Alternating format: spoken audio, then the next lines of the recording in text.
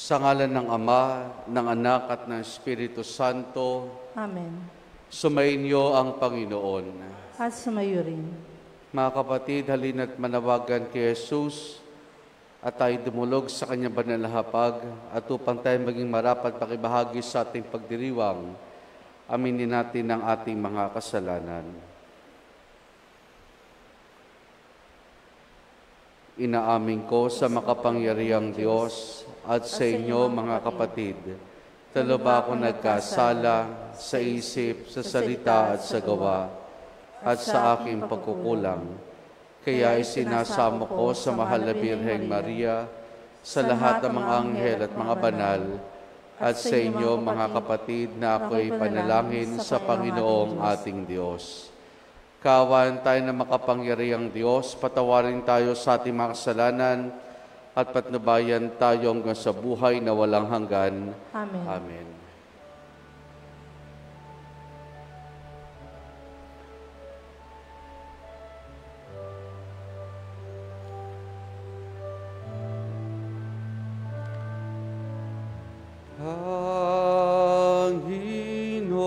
Panginoon, kaawaan mo kami.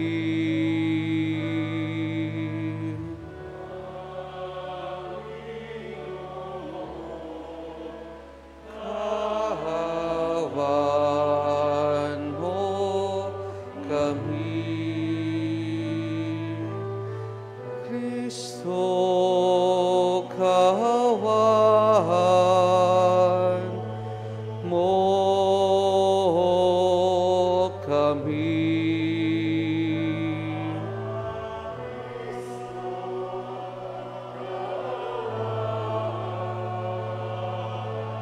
Mo kami. Panginoon, kaawaan mo kami.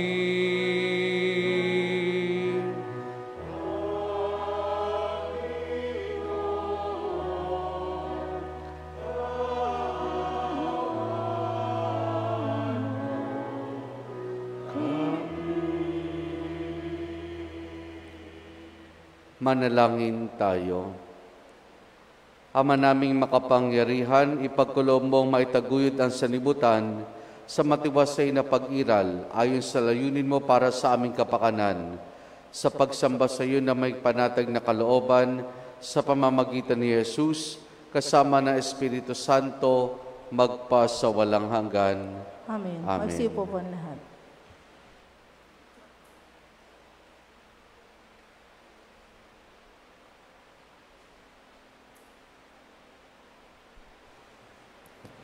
Ang salita ng Diyos mula sa unang sulat ni Apostol San Pedro.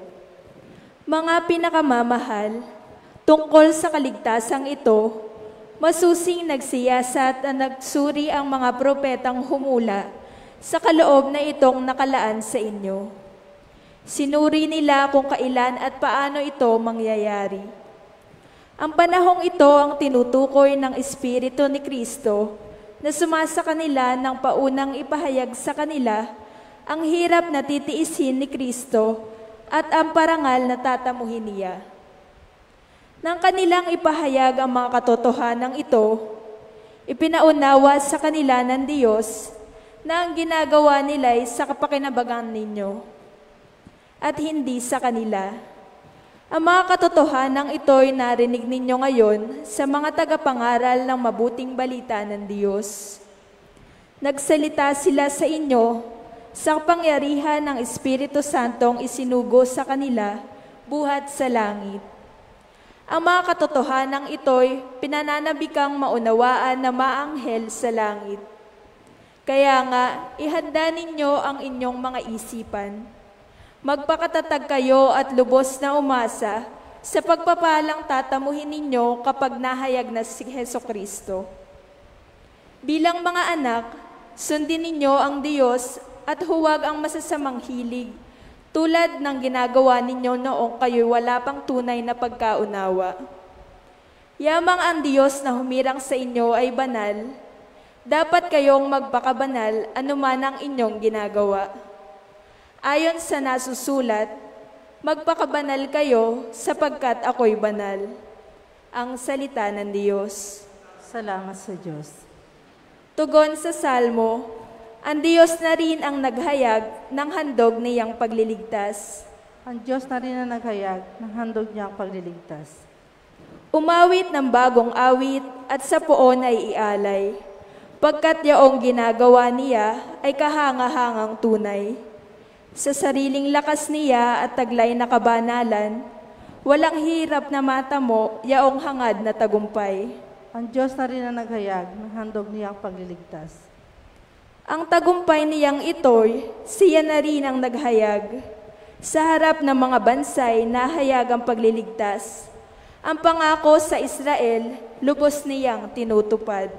Ang Diyos na rin ang naghayag ng handog niyang pagliligtas.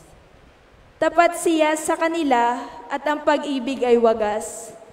Ang tagumpay ng ating Diyos kahit saan ay namalas. Magkaingay na may galak, yaong lahat sa daigdig. Ang poon ay buong galak na purihin sa pag-awit. Ang Diyos na rin ang naghayag ng handog niyang pagliligtas. Sa iyo na po ang lahat.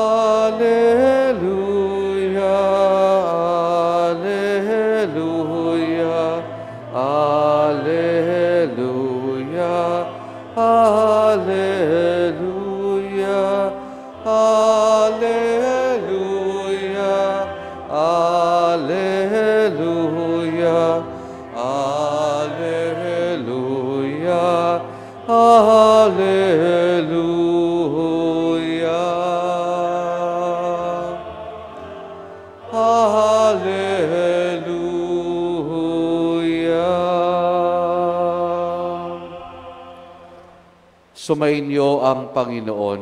At sumayo rin. Ang mabuting balita ng Panginoon ayon kay San Marcos. Papuri sa iyo, Panginoon. Noong panahong iyon, nagsalita si Pedro kay Jesus, "Tingnan po ninyo, iniwan namin ang lahat at kami sumunod sa inyo." Sinabi ni Jesus, "Tandaan niyo ito, ang sino mang mag-iwan ng bahay o mga kapatid, ina, ama, mga anak, mga lupa dahil sa akin at sa mabuting balita, ay tatanggap na makasandang ibayo sa buhay nito. Mga bahay, mga kapatid, mga ina, mga anak at mga lupa, ngunit may kalakip na pag-uusig at sa kabilang buhay ay magkakaroon ng buhay na walang hanggan. Ngunit maraming nauna na magiging huli at maraming nahuli na magiging una." Ang mabuting balita ng Panginoon. Pinupuri ka namin, Panginoon sa Kristo. Magandang umaga po sa ating lahat. Kayo po ba'y sigurista sa inyong buhay? Sigurista ho ba kayo sa inyong buhay? Mga kapatid, ang mabuting balita na ating napakinggan ngayong araw ay kasunod ng Ebanghelyo kahapon. Kahapon ay isang taong mayaman ang lumapit kay Jesus at nagtanong kung ano pang dapat niyang gawin upang magkamit ng buhay na walang hanggan. Dahil lahat ng mga ipinag-uutos ay nagawa niya mula pa pagkabata. At ang naging tugon sa kanya ng Panginoon ay ipagbilin lahat ng kanyang ari-arian, ipamigay ang mga napagbilan at sumunod sa kanya. Namanglaw yung lalaki sapagkat siya ay mayaman. Nung marinig ito ng mga alagad, kagad-agad ang naging tanong ngayon ni Pedro, ito yung natunghay natin ngayon, tignan po ninyo, iniwan namin lahat at kami sumunod sa inyo. Pagtanong ni Pedro na ano naman ang para sa amin? Ano naman ang para sa amin? At dito makikita natin na very generous ang Diyos. Very generous ang Diyos sapagkat ang pag-iwan sa lahat ay nakahulog ang pagsunod sa Kanya at kung tayo magiging tapat sa pagsunod sa Kanya ay tiyak na kaganapan ng buhay na walang hanggan ang siyang matatamo, makakamit ng bawat isa sa atin. Kasi kalakip din ng pagsunod sa ating pag-iwan ay ang mga pag-uusig na posible nating maranasan. Yung pag-iwan ng lahat. Maging totoo tayo. Kapag sinabi ng Panginoon na you have to give up everything, may takot tayo mararamdaman. Mag-aalala tayo. Kasi lahat-lahat iiwan. Lahat-lahat ay iiwan. Kaya may pangamba, may takot tayong mararamdaman kapag ganyan. Kasi nga, gusto natin sigurado, sigurista. Kumbaga ay meron tayong itataya. At ang itataya natin ay lahat-lahat. At kapag tayo magtataya lahat-lahat, gusto natin ay sigurado na panalo tayo. Walang pinagkaiba yan kung ikaw ay mahilig magsugal. Kapag gusto mong manalo ng malaki, kinakailangan mong magtaya ng malaki. Kung gusto mong magsimula ng isang business, kinakailangan maglabas ka ng malaking pera para sa gayon ay malaki yung business na maipatayo mo and hopefully ay kaagad-agad ay maibalik sa iyo yung investment o yung kapital na inilabas mo. Sigurista tayo. Pero maganda sa mga ganyan, sabihin natin malakas ang loob natin. Willing tayo na magsakripisyo para sa mga bagay na iyan. Na andun kagad yung mga expectation natin na makakamit natin. Yung inilabas natin, yung itinaya natin. Kasi nga, sigurista tayo. Pero bakit pagka sa Diyos, parang nananambang tayo parati?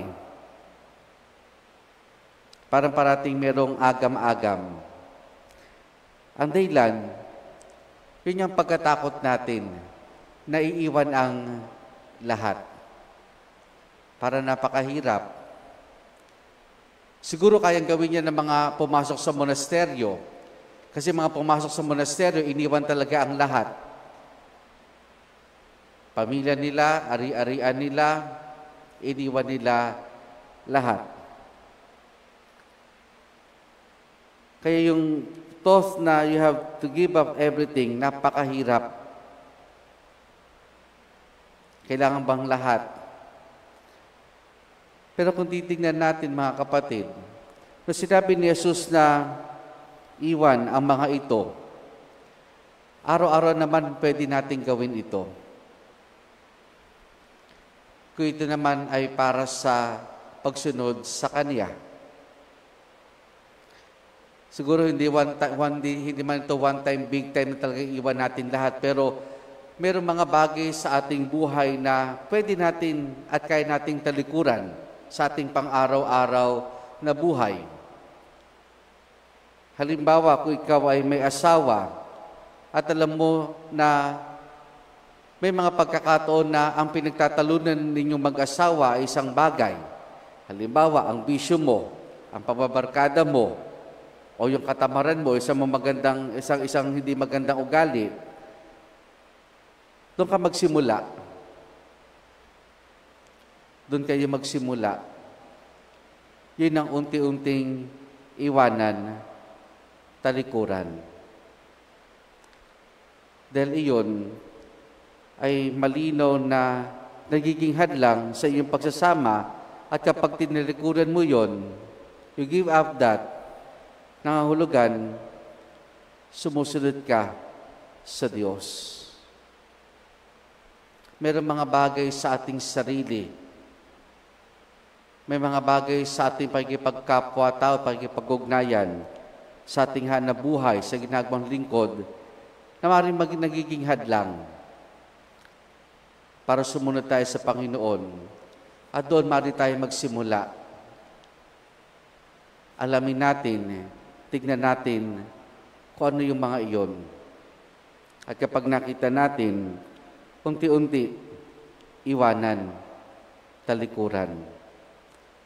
Dahil pag ginagawa natin iyon, nangahulugang nakasusunod tayo unti-unti sa kalooban at plano ng Diyos.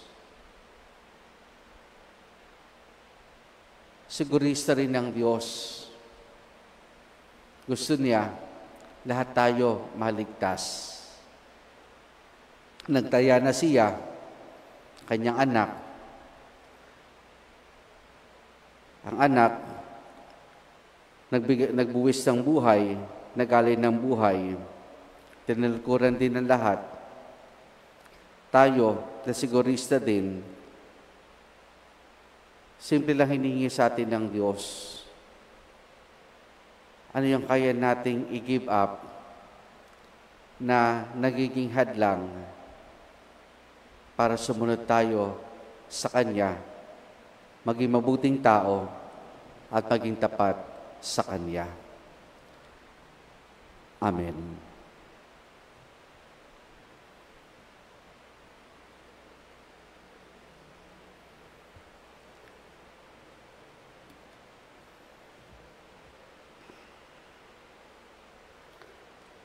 Gusto yun na po na. Mulat sa panganib ng ating pagtitiwala sa mga layo ng mundong ito, itinataas natin ang ating mga puso sa maalab na pananalangin sa Ama, ating itutugon, Ama, Ikaw ang lahat-lahat sa amin. Ama, Ikaw ang lahat-lahat sa amin.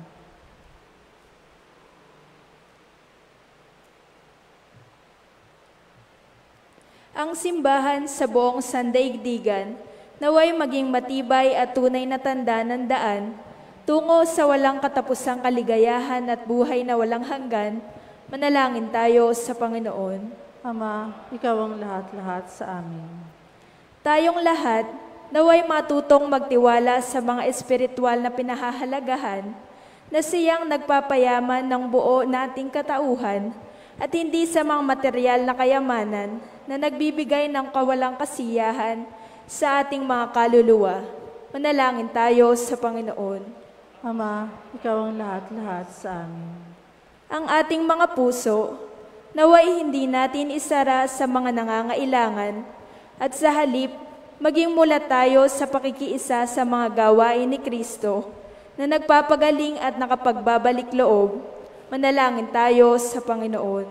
Ama, Ikaw ang lahat-lahat sa amin.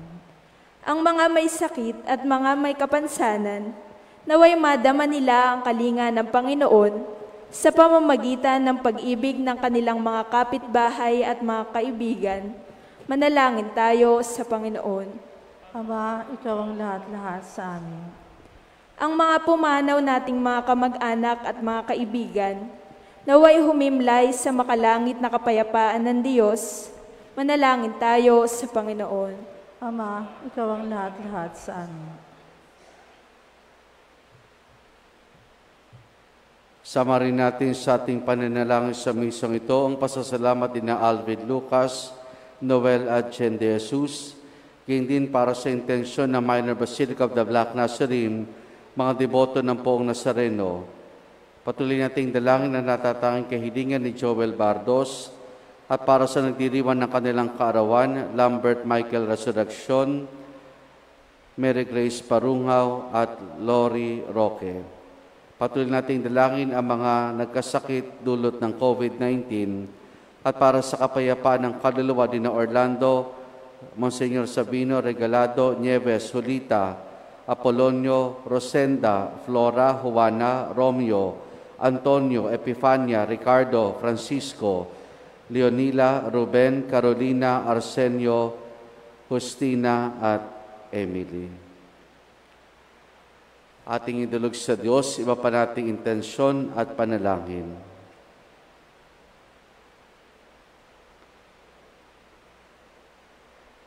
Makalangit na Ama, tingnan mo nang may kahabag ang aming mga nangangailangan.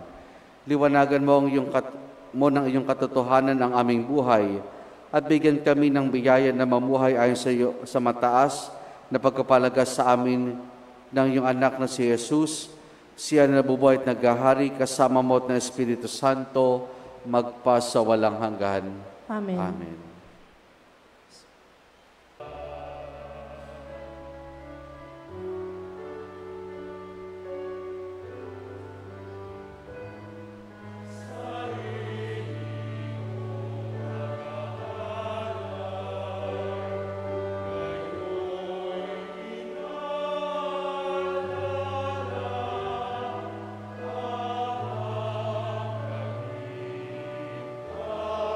Kami sa'yo pagkapalit.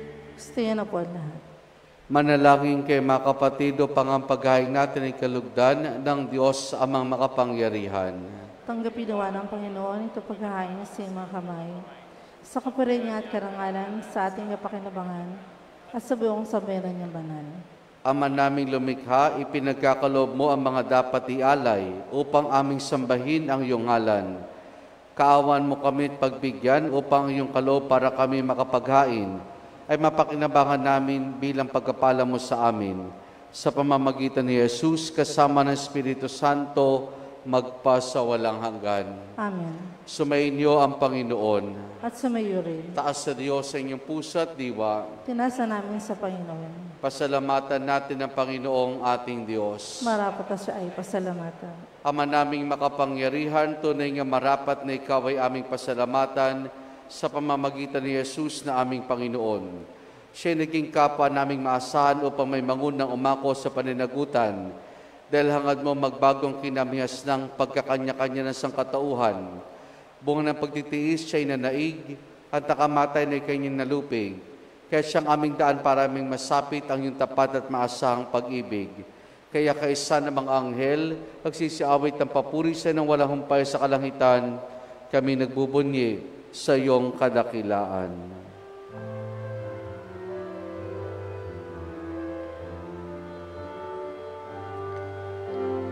Santo, Santo, Santo, Diyos makapangyarihan, puspos ng walhati ang langit at Hosana, Hosana sa kahitasan. Pinagpala ang narito sa ngalan Panginoon. Hosana, Hosana sa kahitasan. Hosana, Hosana sa kahitasan.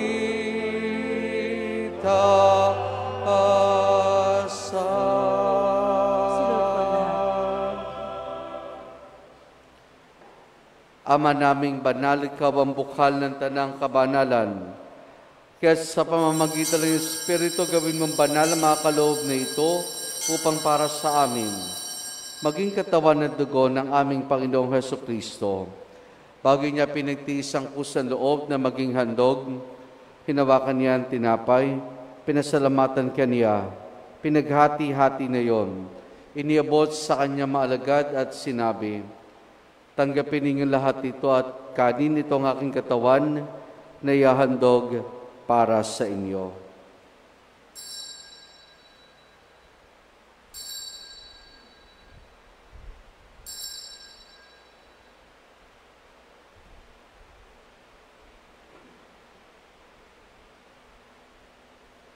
Ngayon din naman nung matapos ang hapunan, hinawakan niya ang kalis.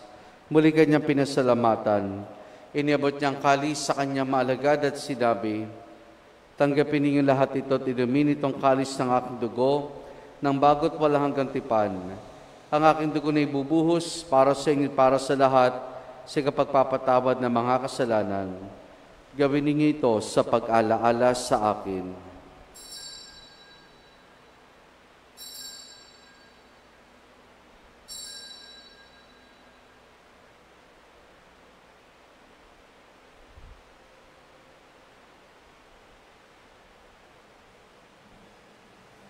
Ang misteryo ng ating pananampalataya.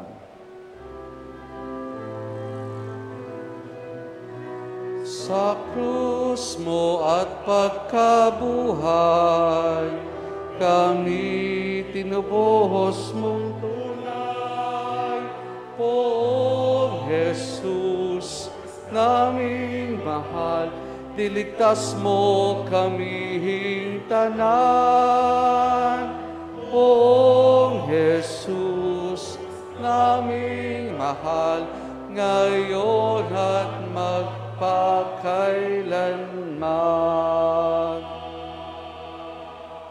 Ama, ginagawa namin ngayon ang pag-alaala sa pagkamatay at muling pagkabuhay ng iyong anak, kaya tinihalay namin sa iyo ang tinapay na nagbibigay buhay at ang kalis na kakaloob ng kaligtasan. Kami nagpapasalamat dahil kami minarapat o tumayo sa harap mo para maglingkod sa iyo. Isinasamo namin kaming magsasalo-salo sa katawan at dugo ni Kristo ay mabuklod sa pagkakaisa sa pamamagitan ng Espiritu Santo. Ama, lingapin mo simbahan laganap sa buong daigdig. Puspusin mo kami sa pag-ibig kay San Francisco naming Papa at ni Dennis aming Obispo at ng Tanang Kaparian. Alalahanin mo rin mga kapatid naming nahimlay na may pag-asang sila'y muling mabubuhay, gayon din na lahat ng mga pumanaw at mga kaluluwa sa purgatorio. Kaawan mo sila at patuloyin sa iyong kaliwanagan. Kaawan mo at pagindapati kaming lahat na makasalo sa iyong buhay na walang wakas. Kaisa ng mahal na Birheng Maria na Ina ng Diyos, ang kanyang kabiyak ng puso, si San Jose, kaisa ng mga apostol ni San Juan Bautista, at ang lahat ng mga banal na namuhay dito sa daigdig ng kalugod-lugod sa iyo, may pagdiwanawa namin ang pagpupuri sa kararangal mo sa pamamagitan ng iyong anak na aming Panginoong Hesukristo. Sa pamamagitan ni Kristo, kasama niya at sa Kanya, ang lahat ng parangal papuri ay sa iyo, Diyos amang makapangyarihan, kasama ng Espiritu Santo, magpa sa walang hanggan.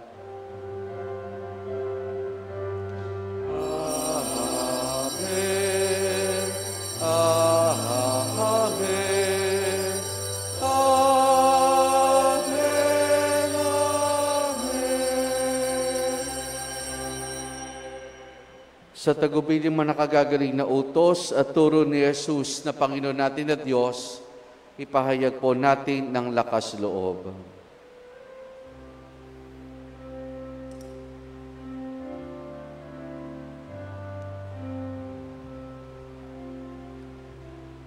Ama namin, sumasalangit ka, sambahin ang ngalan mo,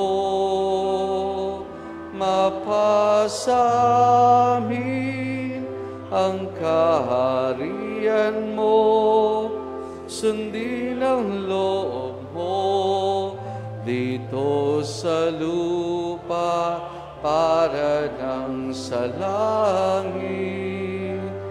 Bigyan mo kami ngayon ng aming kakanin sa araw-araw at patawarin mo kami sa aming mga sala para ng pagpapatawad namin sa nagkakasala sa amin. at huwag mo kaming ipahintulot sa tukso at iadya mo kami sa lahat ng masama.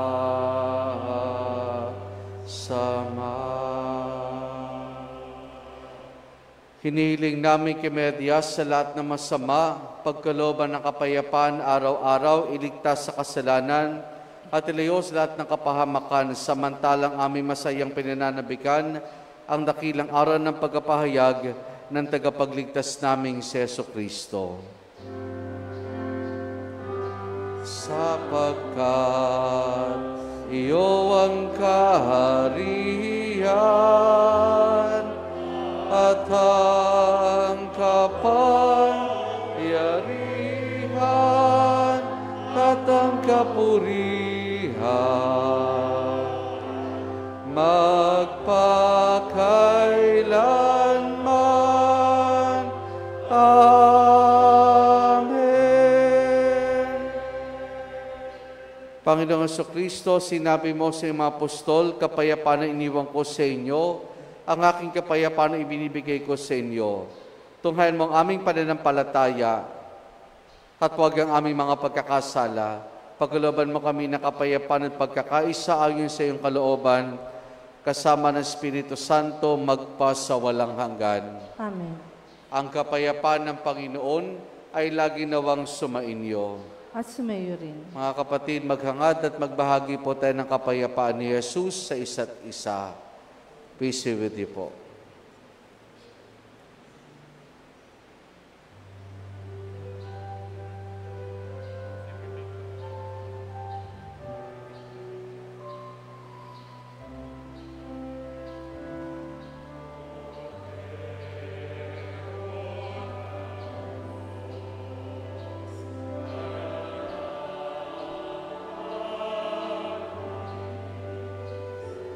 Ng mga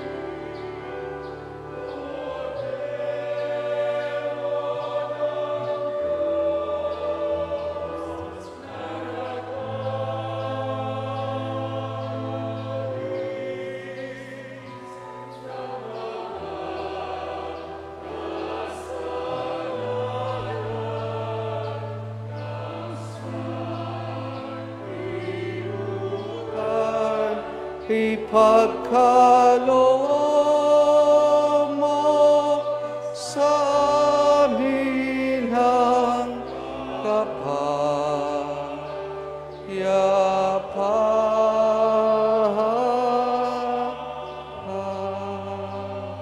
Silod po ang lahat. Narito si Jesus, ang kordero ng Diyos. Siya nagaling sa mga kasalanan ng sanlibutan. Mapalad ang mga inaaniya niya makiisa sa kanyang banal na piging. Panginoon, hindi ako karapat-dapat na magpatuloy sa iyo. Ngunit sa isang salita mo lamang ay gagaling na ako.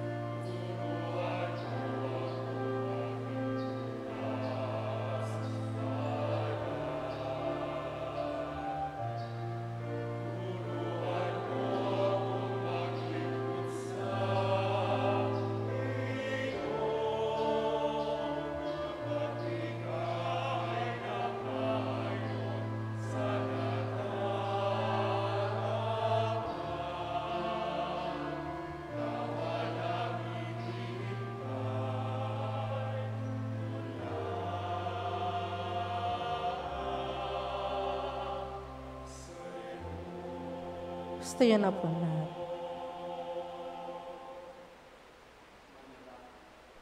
Manalangin tayo.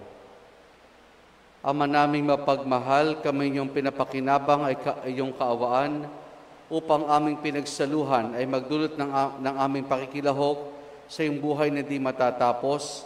Iniluluhog namin ito sa pamamagitan ni Jesus kasama ng Espiritu Santo magpasawalang hanggan. Amen. Sumainyo ang Panginoon At sumayo rin. at pagpalain tayong lahat ng mabutit mapagmahal na Diyos Ama, Anak at Espiritu Santo. Amen. Naialay na natin ang pagdiriwan ng banal na misa, humayo tayong taglay ang kapayapaan at pag-ibig ng Panginoon. Salamat sa Diyos. Purihin po natin ang ating Panginoon.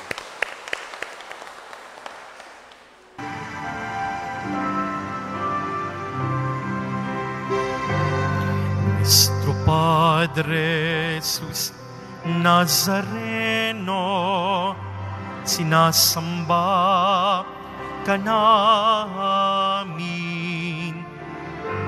pinipintungo ka namin,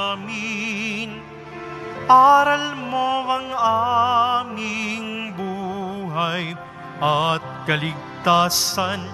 Nuestro Padre Jesus Nazareno, iligtas mo kami sa kasalanan.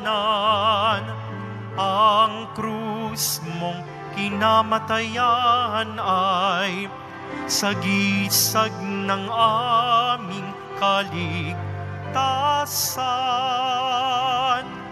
Nuestro Padre Jesus Nazareno, dinarangal ka na amin. Nuestro Padre Jesus Nazareno, nilulwalhati ka na amin. Nuestro Padre